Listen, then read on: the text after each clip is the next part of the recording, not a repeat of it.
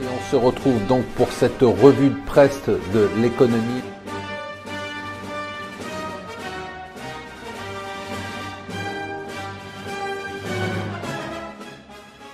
Bonjour et bienvenue sur Bon Financier pour le Morning Zapping. Nous sommes le jeudi 7 février. Allez, qu'est-ce qu'il y a de naze? Qu'est-ce qu'on nous a inventé aujourd'hui? Alors, aujourd'hui, on va parler de la lutte des classes. Voilà, ça c'est le nouveau truc en France. Enfin, c'est pas le nouveau, hein. En France, on n'a pas décollé du sujet depuis 200 ans ou un peu moins. Bon, un peu partout, ça s'est quand même estompé. Bah, nous, non. Le gouvernement ravive cette lutte des classes puisqu'il a décidé de couper la France en plusieurs classes. Bon, il y a les classes qu'on connaît, hein, les classes populaires et puis les classes riches et hyper riches. Et puis, il y avait la classe moyenne. Et puis, bon, il a décidé que c'était pas bien, il fallait opposer les uns aux autres.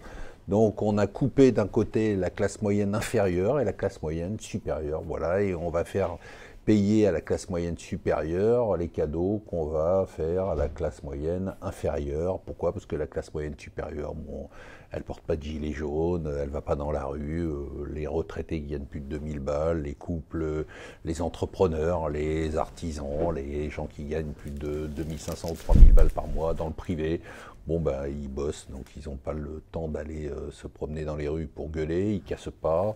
Et puis en plus, contrairement aux riches ou aux hyper riches, ils sont pas utiles au cas où après la politique, un président ou un ministre veut rentrer dans le privé. Donc voilà, c'est la nouvelle idée. Alors Darmanin, sa nouvelle idée, c'est donc, on l'avait vu, hein, c'est la limitation des niches fiscales pour les classes aisées, et le but c'est de baisser les impôts des classes moyennes inférieures. Donc voilà, c'est un jeu à somme nulle. Enfin, pas tout à fait, nous dit la Cour des comptes. Elle nous dit c'est pas un jeu à somme nulle parce que de toute façon, quoi que vous fassiez, même si vous prenez dans la poche de l'un pour donner à l'autre, vous augmentez en permanence les impôts. Et en plus, comme vous laissez déraper les dépenses publiques, parce que ça c'est vraiment le seul vrai chantier de réforme qui n'a pas été adressé par ce gouvernement ni les précédents, donc c'est pas la faute à Macron uniquement. Les dépenses publiques, c'est le désastre, nous dit la Cour des comptes, qui le redit plusieurs fois dans l'année, personne n'écoute. Les 3,2% qui sont déjà un désastre de déficit pour 2019 ne seront pas respectés parce que les perspectives de croissance sont mauvaises et qu'il y a toujours des dérapages de plus en plus importants dans le genre de nouvelles qui énervent. Bon, il y en a partout, donc je ne vais pas en rajouter.